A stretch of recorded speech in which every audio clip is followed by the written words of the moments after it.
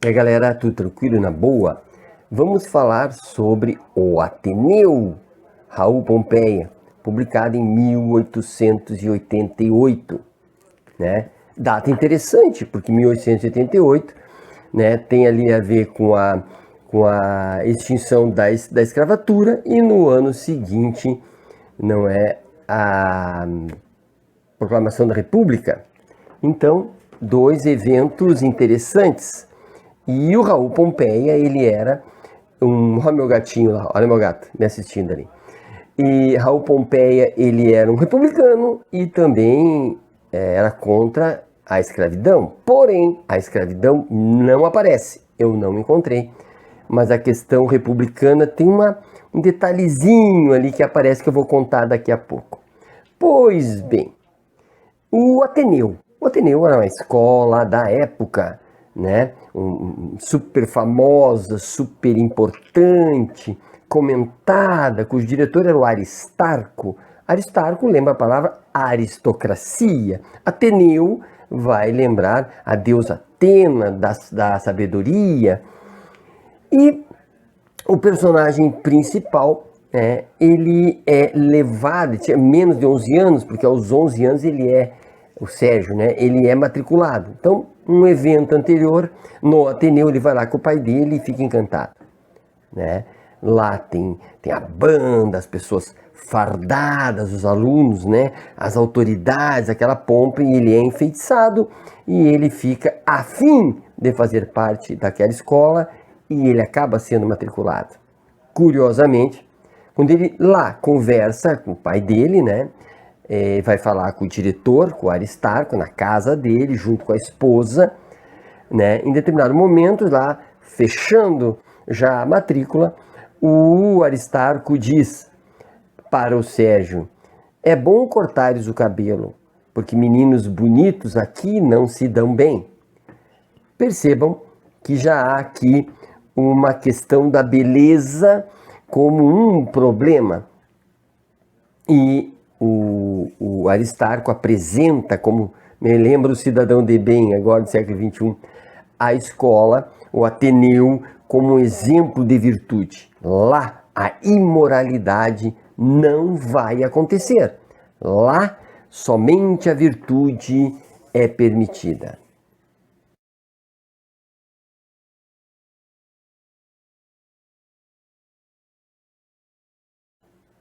Outro elemento bastante importante que aparece neste universo do Ateneu é a hierarquia.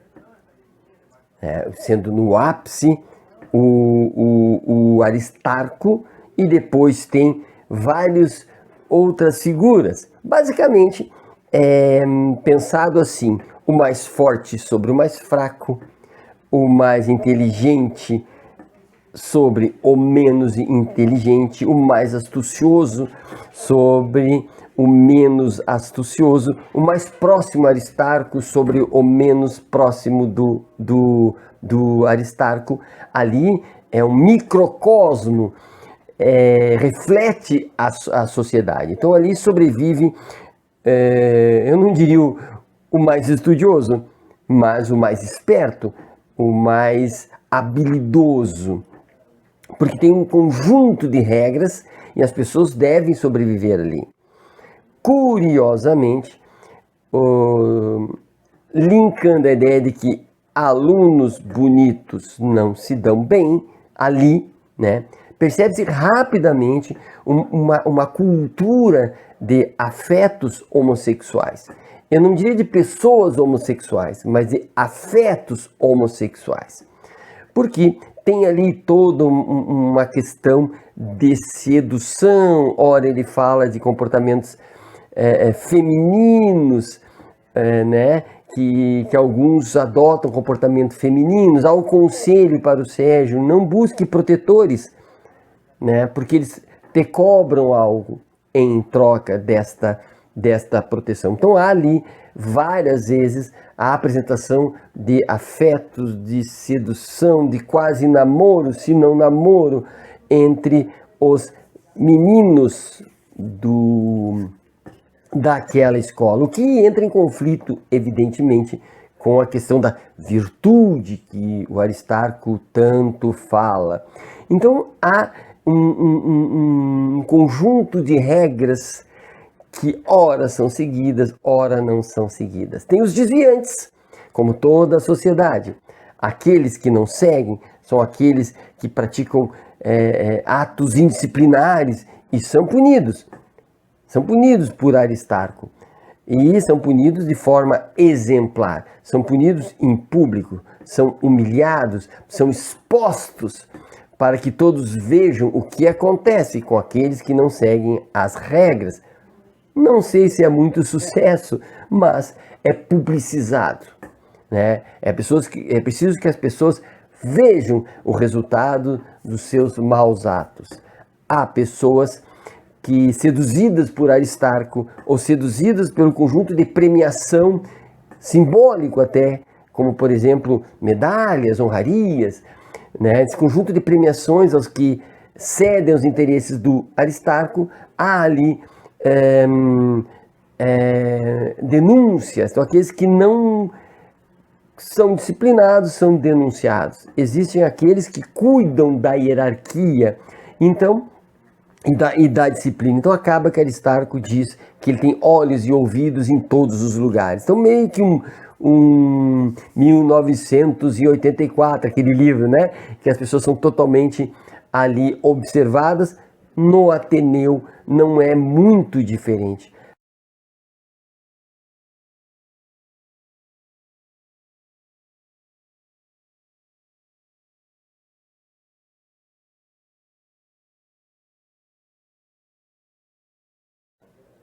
Lá adiante, no capítulo 11, tem um professor que vai falar e ele diz que o Ateneu ou os internatos são um microcosmo, ou seja, eles são a sociedade, e ele elogia isso, né?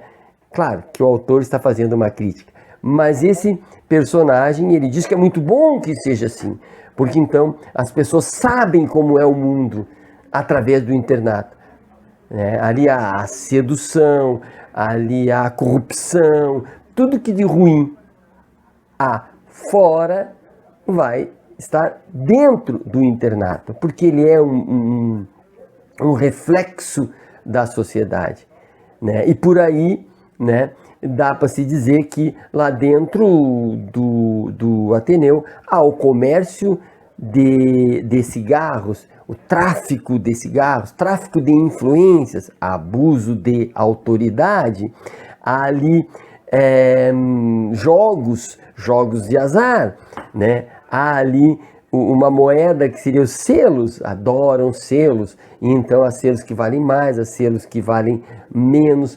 Então ali há corrupção de toda a ordem, apesar de ser um lugar virtuoso, segundo o diretor.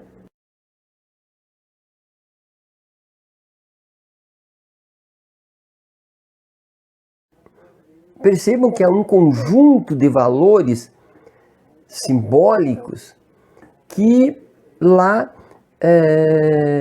existem, no sentido mais do hábitos do Bourdieu, né?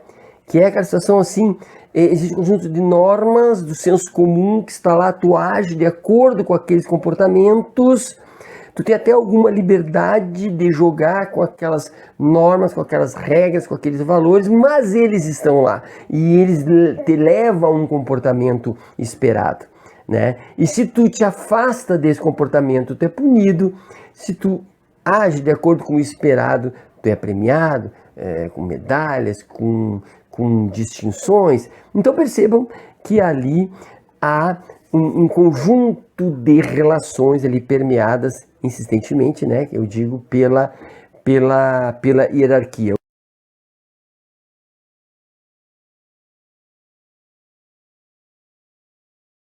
Sérgio, ele precisa sobreviver dentro deste conjunto agressivo de normas e de pessoas, né, que o agridem constantemente. Uns agridem aos outros, né? Ele precisa sobreviver. Tem uma fase que ele se toma de religiosidade, né? Ele reza muito, ele vai à capela, porque ele precisa sobreviver ali dentro, ele precisa achar a sanidade naquele ambiente tão hostil. Não funciona. E ele vai achando várias maneiras de tentar sobreviver ali dentro. Faz amizades, quase que namora o Egbert, né, um dos últimos amigos dele lá dentro. Há uma relação afetiva ali muito forte, né? Em determinado momento ele se deixa seduzir até por um amor platônico em relação à esposa do diretor, né? Ele é cuidado por ela, ele fica adoentado, então a figura feminina, a proximidade, a beleza, né? Ele se deixa seduzir e, portanto, dá ali para nós percebermos assim, como é difícil adultecer num ambiente hipócrita, num ambiente falso, de falso moralismo e num ambiente extremamente observado, extremamente controlado. Como é difícil. Mas enfim, não dá certo para o Aristarco, porque colocam fogo no Ateneu e o Ateneu vem a óbito, acaba, né? Gostaria que vocês lessem a obra. Realmente a linguagem, ela é uma linguagem sofisticada, palavras que não são do uso comum. Eu, na pré-adolescência, me esforcei para ler, não tive sucesso, e só adulto aqui retomo de maneira feliz até, porque a leitura é bem interessante. É para ler devagar, degustando, se imaginando no papel do Sérgio. Então, fica a dica então para ler esse livro com cuidado, com carinho e para tentar entender a complexidade da sociedade. Certo? Abraço e até a próxima.